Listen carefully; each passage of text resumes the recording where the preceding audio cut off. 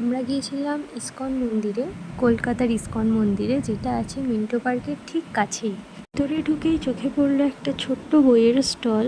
কাকুকে জিজ্ঞাসা করে জানতে পারলাম এখানে সব রকমের বই আছে। সিঁড়ি দিয়ে ওঠার সাথে সাথে দেখতে পেলাম সবাই বসে এখানে ফুল গাচ্ছে।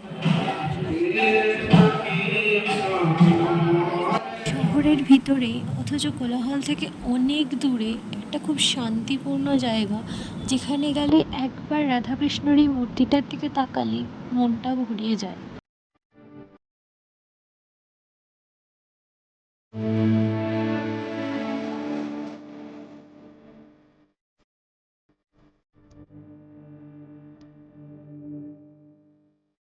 দর্শন করে নিচে নামতেই দেখতে পেলাম এই প্রসাদের দোকানটা।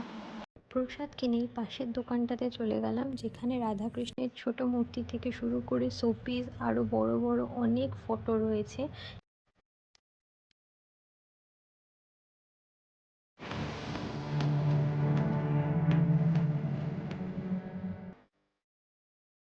মন্দির দর্শনের পরে পেট পুজোর উদ্দেশ্যে আমরা জাস্ট বেকটার একটা আউটলেটে গিয়েছিলাম, যেখানে চিকেন ক্রাসেন্টটা ভালোই ছিল, কিন্তু একটা চিকেন কিভো ট্রাই করেছিলাম, যেটার মধ্যে চিকেনের স্টাফিংসের থেকে বেশি গাজরের স্টাফিংস দেওয়া ছিল। তো এটাকে আমার মতে গাজর কিফো বলা যেতে পারে।